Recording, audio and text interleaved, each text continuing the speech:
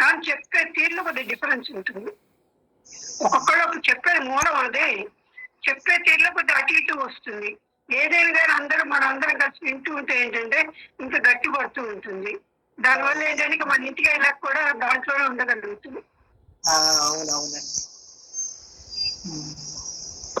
ఆంజనేయులు గారు మిమ్మల్ని కూడా అమ్మ పొద్దున అడిగారు, వస్తున్నారా ఆంజనేయులు గారు, కలుస్తున్నారా అని అడిగారు.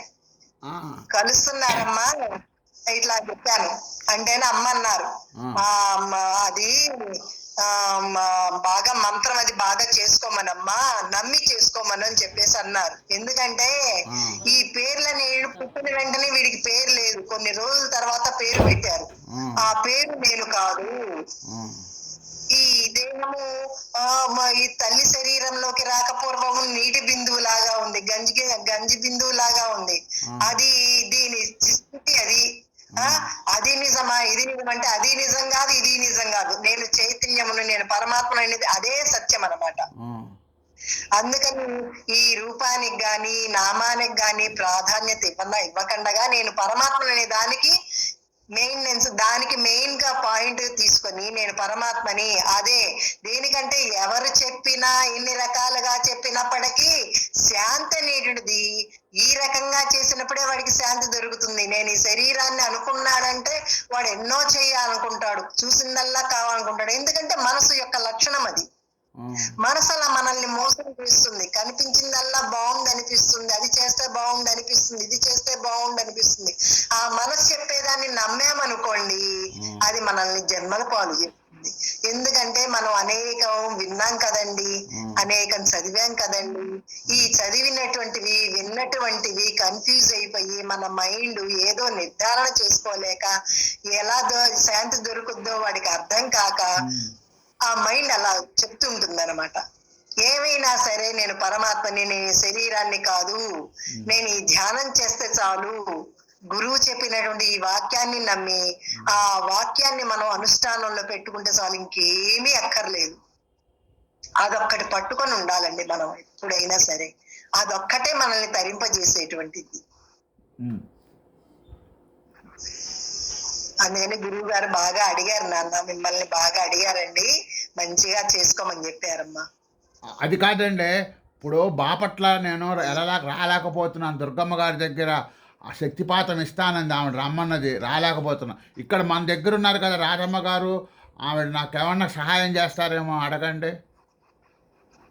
ఏమండి, మీ అంతర్గతంగా ఉన్నది శక్తి మీరు ధ్యానం చేసుకుంటుంటే గురువు గారి దగ్గర శక్తి ప్రసారం అవుతుందండి. ఎందుకంటే ఇది ఏదో మాటలతో చెప్తున్నట్లు కాదండి, ఇది అనుభవపూర్వకంగా చెప్పినటువంటి మాటలు. ఎందుకంటే మనం ధ్యానం చేస్తుంటే బస్సులో ఉన్నా, ట్రైన్ లో ఉన్నా, టీవీ చూస్తున్నా సరే లోపల దానికి అదే జరుగుతుంటుంది. గురువు గారి శక్తిపాతం మనకి వస్తున్నట్టు మనకి తెలియబడుతుంది. ఎందుకంటే ఆ శక్తి, ఆ వైబ్రేషన్స్, ఆ శక్తి ప్రసారం అవుతున్నట్టు మనకు తెలియబడుతుందండి. కానీ మనం ముందర నమ్మి చేయడం అనేది జరగాలి. అది జరిగితే గానీ మిగతావన్నీ తర్వాత ప్రాసెస్ 1 by 1 గా వీడికి జరుగుతుంది. అంతేగాని ఇక్కడ శక్తి లేకపోతే కదండి మీరు మంత్రం నమ్మి చెయ్యడం అనేది జరగాలి. అది జరిగితే ఆ వరలక్ష్మ గారి దగ్గరించి మనకు శక్తి ప్రసారం అవుతుంది. అంటే హైదరాబాద్ లో ఉన్నటువంటి వరలక్ష్మ గారి దగ్గరించే శక్తి వస్తుందండి అని అనుకోకండి. వరలక్ష్మ గారు అనేది ఎందుకంటే మనం ఎవరో మనకి తెలియజేసినటువంటి సాకార రూపం అది. లేకపోతే మనకు తెలియదు కదండి. ఈ సముద్రంలో కొట్టుకొని పోతున్నట్టు కొట్టుకొని పోయేవాళ్ళం. కానీ ఆ గురుదేవుడు మనకు ఆ భగవత్ శక్తి, ఆ భగవంతుడు ఆ గురు రూపంలో వచ్చి మనకు తెలియజేశారు. ఆ శక్తి సర్వత్రా ఉంది. సర్వత్రా ఉన్నటువంటి శక్తిని మనం నమ్మి గనక నేను ఆ పరమాత్మని, నేను ఆ శక్తిని, నిర్గుణాన్ని అనేటువంటి నమ్మకంతో మనం చేస్తుంటే అలా కొంతకాలం చేయగా గాని వాడికి తెలియబడుద్దండి. ఏదో 1 రోజు 2 రోజులు 1 నెల చేస్తే తెలియబడలేదంటే చాలదు. దేనికంటే మనకున్నటువంటి భవవ్యాధి అనేక జన్మల నుంచి ఉంది. భవరోగం దీర్ఘ రోగం ఉందనుకోండి, చాలా సంవత్సరాలు ఉన్నటువంటి రోగానికి ఏదో 1 4 రోజులు మాత్ర వేసుకుంటే తగ్గిపోదు కదండి. ఆహా. దాని తగినటువంటి మాత్ర మందు మనలో కలిసిపోయినప్పుడు గాని మనకి అది పనిచేస్తుంది. అది కాదండి. అలాగే ఈ మంత్రం మనం ఎప్పుడైతే చేస్తుంటామో అప్పుడు మనలో పనిచేస్తుందండి. అది కాదండి, ఇప్పుడు నేనెవరు శక్తి ఎవరు అంటారు? మీరు నేను ఆ పరమాత్మ ఏంటి నమ్మకంతో అహం బ్రహ్మాస్మి చెయ్యండి, అదే మీకు తెలియబడుతుంది. మీరెవరో శక్తి ఎవరో మీకు తెలియబడుతుంది. ఆ శక్తి మీరు వేరా, ఆ శక్తి మీరు ఒకటేనా, ఈ ఆంజనేయులు అనేటువంటి శరీరం వేరా, పరమాత్మ వేరు, ఈ శరీరం వేరా అనేది మీకే తెలియబడుతుంది. అదే పరమాత్మే శక్తి, శక్తే పరమాత్మ. అది మరి నేనంటే అది కదా, ఆ శక్తిని కదా. అవును, నేను శక్తినే. నేనంటే ఆ శక్తిని నమ్మకం కలగాలి మనకి. అది ఆ నమ్మకం కలిగి చెప్పాలి. నేను శక్తినే, కానీ ఈ దేహం అని నేను ఎందుకు అనుకుంటాను? అనుకోకూడదు. అనుకోకూడదని అనుకున్నప్పటికీ అనేక జన్మలు, ఇప్పుడు ఎవరో ఒక అబ్బాయి మీ కొడుకే లేకపోతే ఇంకో వాళ్ళు తెలిసిన వాళ్ళు ఎవరో వచ్చారు అనుకుందాం, వాళ్ళు ఏదో కోపంగా మాట్లాడారు, వాళ్ళు ఏదో అరిశారు అనుకుందాం, అప్పుడు వీడికి మళ్ళీ రోషం వచ్చి మాట్లాడుతున్నాడుగా అని నేను మాట్లాడటం లేదండి. ఇప్పుడంటే ఇప్పుడు సరేనండి, ఇప్పుడు ఒకప్పుడు అంటే మాట్లాడకపోవచ్చు, కానీ ఎప్పుడు మాట్లాడకుండా ఉండాలి. అదంతా దేహభావన, నేను తెలిసేసుకున్నా. అదంతా దేహభావన, కళ, మిథ్య. కళలో ఎలాగైతే ఉన్నదాంతో కలిసి సుఖదుఖాలు పాలయ్యాము, ఇక్కడ కూడా అంతే, ఉన్నదాంతో సుఖదుఖాలు పాలవుతాము. ఇదంతా వెళ్ళిపోయేదే. నేనే శాశ్వతుడిని. అవి అలా వెళ్ళిపోతుంటాయి అంతే. వాటి గురించి మనం ఏమీ బాధపడకూడదు. అవి వెళ్ళిపోతుంటాయి, మనకి సంబంధం లేదు. చాలా ఇదంతా బాబాయ్ గారు అలా చేస్తున్నప్పుడు ఇంకా శక్తి ఎవరో ఇస్తారు, అక్కడికి వెళ్ళాలి, వెళ్ళలేకపోతున్నాను ఆలోచన ఎందుకు వస్తుందండి? అంటే మీరంతా మొదట్లో అమ్మగారు కూర్చోబెట్టారంట లేదు, ఆలోచించండి. ఎందుకంటే ఎక్కడ కూర్చొని చేసినా శక్తి అంతటా ఉంది కదా. అమ్మగారు నేనున్నాను, మీకేం భయం లేదు, కూర్చోండి అని మిమ్మల్ని రోజంతా కూర్చోబెట్టినని చెప్పారు కదండి మొదట్లో. నన్ను కూడా అలా కూర్చోబెట్టాలిగా.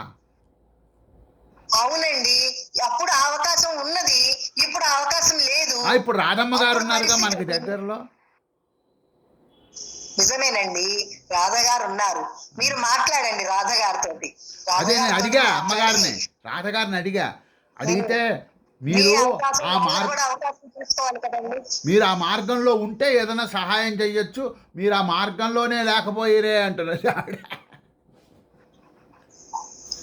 అంటే నమ్మి చేస్తుంటే అండి కొంతకాలం చెయ్యండి, చేసిన తర్వాత అప్పుడు ఎవ్వరు కాదనరు. ఎందుకంటే ఆ గురువు మించినటువంటి శక్తి ఎక్కడా ఏది లేదు, ఉన్నదంతా ఆ గురు శక్తి. ఇప్పుడు ఏశ్వరరావు నగర్ లో కాపురాలో ఉంటారన్నారు.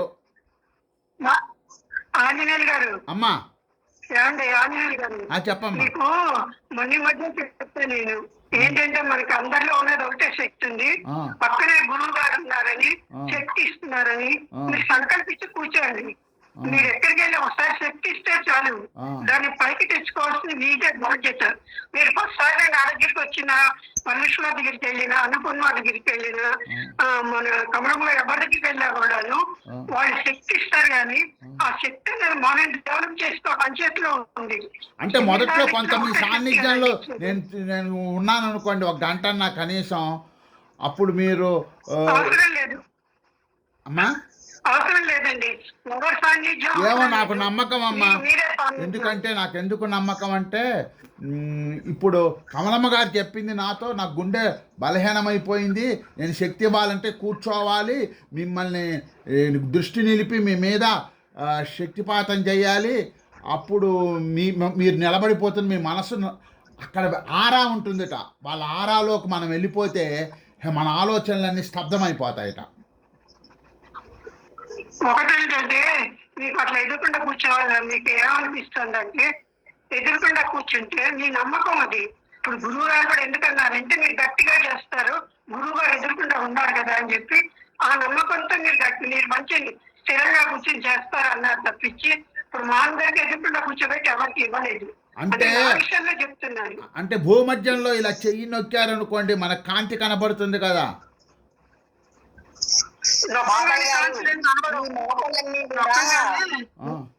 ఇవన్నీ కూడా అండి మీరు సాధన చేస్తుంటే మీకు తెలియబడతాయండి. ఒకళ్ళు చెప్పడం కాదు, ఒకళ్ళు చెప్పింది నమ్మటం కాదు, ముందర నేను పరమాత్మ అంటే విశ్వాసం పెట్టుకొని ఆ గురువు గారు చెప్పినట్లుగా మంత్రం చేస్తుండండి. ఆ గురువు గారు ఎక్కడో లేరు, ఇక్కడే ఉన్నారు. ఇప్పుడు సర్వాంతర్యామి కదా గురువు అంటే. అవునండి. ఆ నమ్మకం చెయ్యండి బాబాయ్ గారు. అఖండ మండలాకారం వ్యాప్తం ఏన అదేంటంటే ఇప్పుడు శక్తి వంగానే మీకు వెంటనే ఇది కనపడడం కానీ కాంతులు కనపడడం కానీ ఏవి రావండి. ఏది కావాలన్నా మన సపరేట్ గా ఉండాలి, సపరేట్ గా ఉండాలి. మీకు మనసులో ఆ దృష్టి పోగొట్టుకోండి. నాకు మీరు ఇస్తారా లేకపోతే వాళ్ళు ఇస్తారా, అయిపోయింది. అందరూ ఒకసారి ఇచ్చారు, వాళ్ళంతా ఇచ్చిన వాళ్ళే పెద్ద పెద్ద గురువులు. అప్పుడు వరలక్ష్మి గారు ఇచ్చారండి, ఆవిడ మించిన గురువు ఇంకోళ్ళు లేరు. అన్నపూర్ణమ్మ గారు కమలమ్మ గారు ఇచ్చారు. వాళ్ళంతా మంచి శక్తి కమలమ్మ గారు ఇవ్వాల, ఎవరు కమలమ్మ గారు బాబాయ్ గారు పోయాను. అప్పుడు ఆవిడకన్నా వరలక్ష్మి గారు బ్రహ్మాండం. నమ్మకంతో మీరు చేస్తూ ఉంటే శక్తి మీకే నిక్షిప్తంగా చక్కగా తెలియబడుతుందండి. కొంతకాలం చేయగా గానీ మీరు శక్తి ఇస్తుంటే గ్రహింపు వస్తుంది అన్నారు, అది వెంటనే తెలియబడదండి. మీరు సాధనలో ముందుకు వెళ్ళే కొద్దీ వాడికి తెలియబడుతుంది. ఇప్పుడు కళ్ళు మూసుకున్నామండి, మనసు ద్వారా అహం బ్రహ్మస్వం అనుకున్నాము. అప్పుడు మన దృష్టి ఎక్కడ పెట్టాలంటారు? మంత్రం మీదే పెట్టండి. అలాగేనా, అలాగే. జై గురుదేవ, జై గురుదేవ.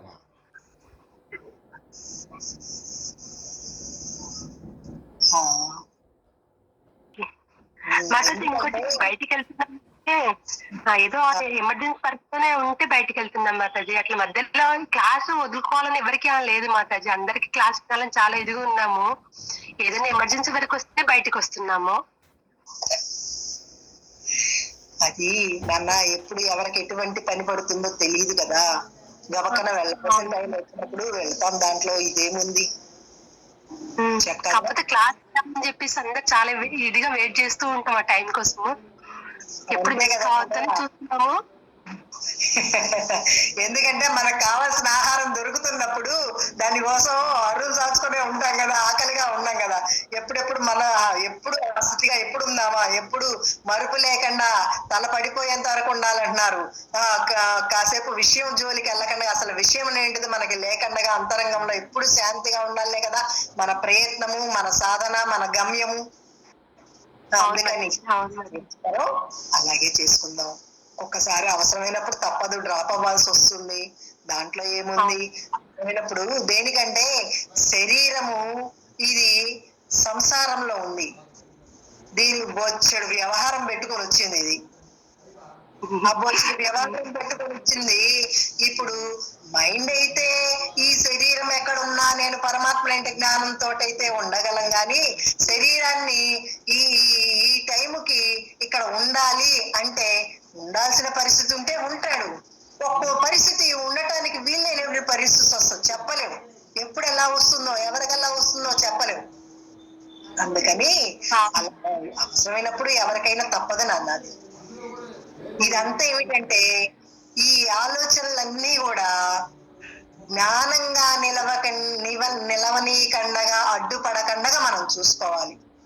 ఏంటంటే ఇక్కడ ఎవరున్నా ఎవరు లేకపోయినా కమలమ్మ గారు మొదట్లో పాఠం చెప్పేటప్పుడు ఎవరు వచ్చేవాళ్ళు కాకపోతే ఈ గోడకి చెప్తున్నాను, ఈ తలుపుకి చెప్తున్నాను, ఈ కిటికీకి చెప్తున్నాను, ఇవే వింటున్నాయి, ఇవి వింటున్నాయి అనేటువంటి ధోరణిగా చెప్పుకునేవారు.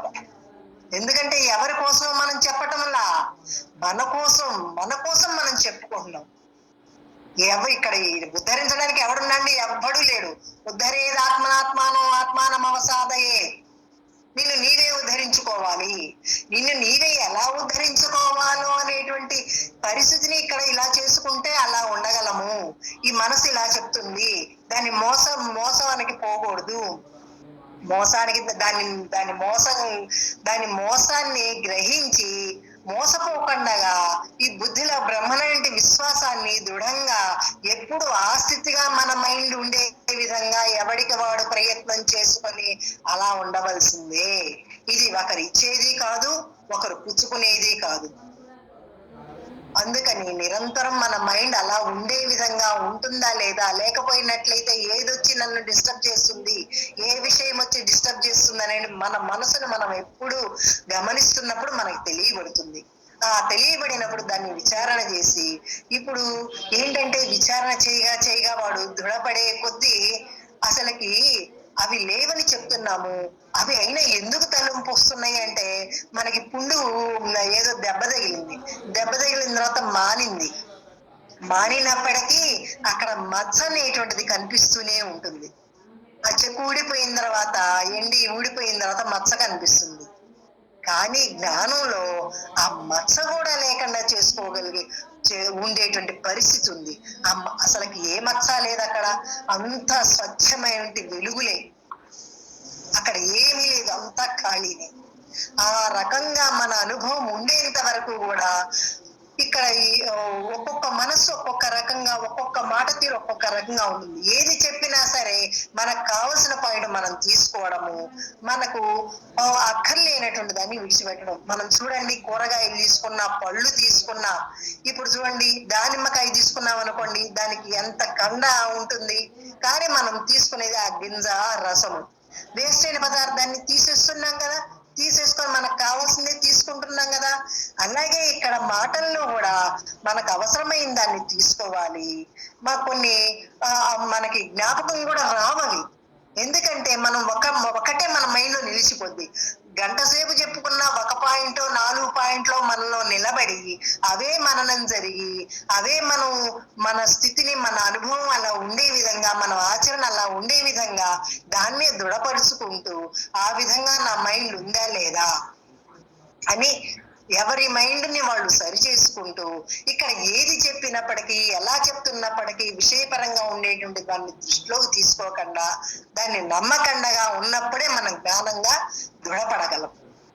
ఇదంతా కూడా ఎందుకు చెప్పుకుంటున్నామంటే, ఆ కంట్లో గనక నలక పడితే అది చిన్నదే కదా, ఇంత నలకే కదండి అని చెప్పేసి ఉంచుకోము.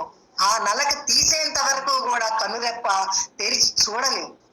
అలాగే మనలో ఏ రకమైన కొద్దిగా ఏ సంశయం ఉన్నప్పటికీ ఆ సంశయాన్ని క్లియర్ చేసుకోకపోయినట్లయితే మన సాధన ముందుకి అడుగు వెయ్యలేము. ఎందుకు ఇలా చేస్తున్నాను, ఎందుకు ఇలా ఆలోచిస్తున్నాను, అసలు శరీరమే లేదన్నప్పుడు ఎవడికో కాదు కదా నేను చెప్పేది, నాకు నేనే చెప్పుకుంటున్నాను. ఇక్కడ ఎవరి కోసమో వినడం కాదు, ఎవరికి కావాలనుకున్నవాడు వాడు వింటాడు, ఏదన్నా అవసరమైనటువంటి వాడు డ్రాప్ అయిపోతాడు. విన్నా వినకపోయినా నా కోసం నేను చెప్పుకుంటున్నాను. గురువు గారు పుస్తకం చదువుతున్నాము, ఆయన చదివింది వింటున్నాము, విన్నది మళ్ళీ మళ్ళీ వివరించుకుంటున్నాం. అంటే మనకి ఎన్నిసార్లు అది స్మరణ జరుగుతుందో లోపల చూడండి ఈ టైంలో. అలాగే మనలో జరిగి నిధిధ్యాసలో అలా ఉంటున్నామా లేదా అనేది మనకి మెయిన్ అండి. అది చూసుకొని మనం ఎప్పుడు హాయిగా ఆ శాంతిగా అందరం ఆ మోక్ష స్వరూపం జ్ఞానంగా ఎప్పుడు ఉండాలని ఆ భగవంతుని కోరుకుంటూ సెలవు తీసుకున్న అమ్మాయి వాళ్ళకి జై గురుదేవ. స్వస్తి చెప్పండి నాన్న. జై గురుదేవ. లోకా సమస్తా సుఖినో భవంతు, లోకా సమస్తా సుఖినో భవంతు, లోకా సమస్తా సుఖినో భవంతు. జై గురుదేవ. జై గురుదేవ. అందరికీ శాంతి. జై గురుదేవ. అమ్మ నమస్కారం. జై గురుదేవ. అందరికీ నమస్కారం.